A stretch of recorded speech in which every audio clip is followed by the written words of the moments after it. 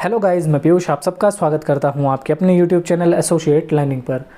सो guys, M Ed entrance exam की तैयारी हम लगातार कर रहे हैं। उसी कड़ी में हम लगातार चीज़ों को आगे बढ़ते हुए चल रहे हैं। अगर आप भी हमारे साथ एमएड एंट्रेंस की तैयारी करना चाहते हैं तो हमारे चैनल को सब्सक्राइब कर लीजिए, बेल आइकन को प्रेस कर लीजिए ताकि आने वाली हर वीडियो की नोटिफिकेशन आप तक सबसे पहले पहुंच सके और आप अपनी तैयारी को मजबूत कर सकें। ठीक है, तो इसी कड़ी को आगे बढ़ाते हुए आज हम आपके लिए मुस्लिम एजुकेशन की बात करने वाले हैं। मुस्लिम शिक्षा या मध्यकालीन शिक्षा की बात करने वाले हैं। मेडिवल टाइम पर जो एजुकेशन थी हमारे भारत में, उसकी आज हम बात करने वाले हैं। ठीक है, तो चलिए हम अपने लेक्चर को स्टार्ट करते हैं। इसके पहले अगर चैनल को सब्सक्राइब नहीं किया है तो सब्सक्राइब कर लीजिए, बेल आइकन को प्रेस कर लीजिए, टेलीग्राम चैनल को भी ज्वाइन कर लीजिए क्योंकि पीडीएफ आपको वहां पर मिल जाती है। इसके अलावा अगर आप हमारे व्हाट्सएप ग्रुप से जुड़ना चाहते हैं, एमएड का जो एंट्रेंस का व्हाट्सएप ग्रुप है, अगर आप उससे जुड़ना चाहते हैं तो आप मुझे जो स्क्रीन पर नंबर दिया हुआ है इस पर मैसेज कर सकते हैं। उसके बाद मैं आपको उस ग्रुप से जोड़ दूँगा। ठीक है, तो चलिए अब हम अपने लेक्चर को शुरू करते हैं। मध्यकाल जो था उस समय भारत पे मुस्लिमों का आक्रमण हुआ। ठीक है, मुस्लिमों का आक्रमण हुआ तो भारत में मध्यकाल में क्या हुआ, मुस्लिम शिक्षा का प्रचार प्रसार बढ़ गया। ठीक है, तो अब हम बात करने वाले हैं मुस्लिम शिक्षा के समय में क्या क्या होता था, मुस्लिम शिक्षा में क्या क्या कराया जाता था। ठीक है, तो पहला इंपॉर्टेंट पॉइंट हमारा, मुस्लिम शिक्षा का अर्थ ज्ञानार्जन करना था। इस ज्ञान के अंतर्गत कुरान शरीफ की आयतों तथा हज़रत मोहम्मद के उपदेशों का ज्ञान जनता तक पहुंचाना तथा मकतबों और मदरसों के माध्यम से इसका अधिक से अधिक प्रसार करना ही शिक्षा का मुख्य अर्थ लिया जाता है। इस प्रकार सामान्य जीवन से संबंधित धार्मिक व लौकिक ज्ञान के अध्ययन को ही मुस्लिम शिक्षा कहा जाता है। अब होता क्या है, हम चीज़ों को थोड़ा सा विस्तार से समझते हैं। क्या होता है कि मध्यकाल में भारत पर आक्रमण होते हैं मुस्लिमों के। जब मुस्लिमों के आक्रमण होते हैं तो वो भारत के विभिन्न हिस्सों पर अपना अधिकार जमा लेते हैं। ठीक, अधिकार जमाना और ये सारी चीज़ें हम इतिहास में पढ़ते हैं। कभी आप मेरे इतिहास के लेक्चर देखेंगे तो आप उसमें चीज़ों को समझ पाएंगे। ठीक है, तो हम उसकी बात वहाँ करेंगे। हम बात करते हैं कि उसके बाद शिक्षा का प्रसार कैसे हुआ।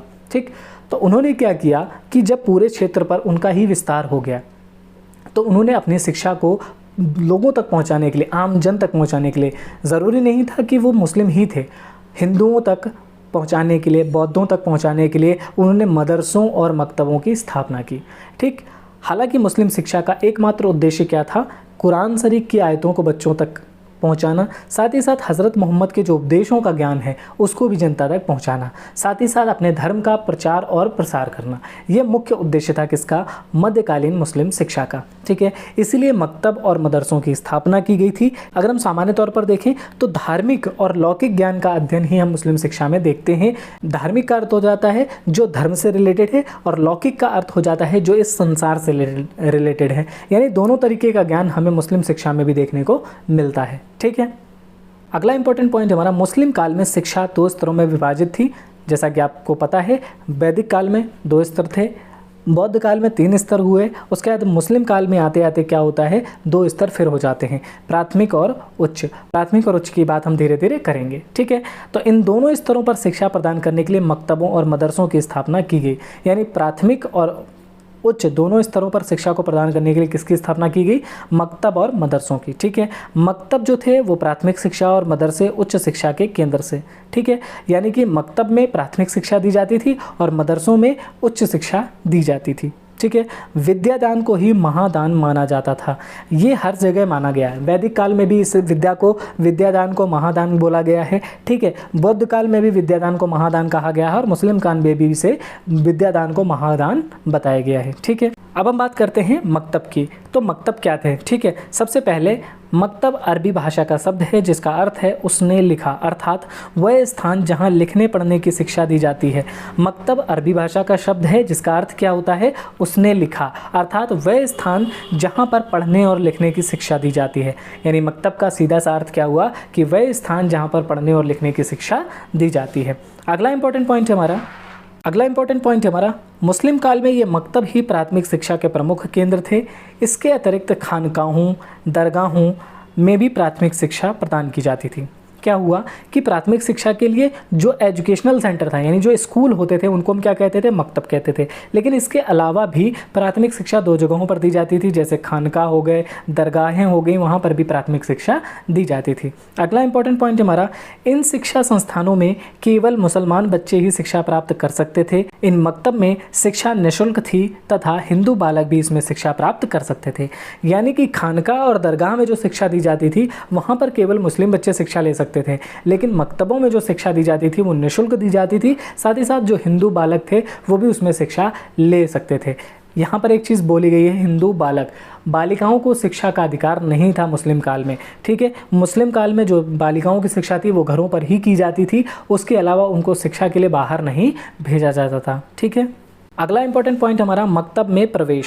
वैदिक और बौद्ध शिक्षा प्रणाली में शिक्षा हेतु प्रवेश के समय प्रचलित उपनयन था व प्रवज्जा संस्कार था।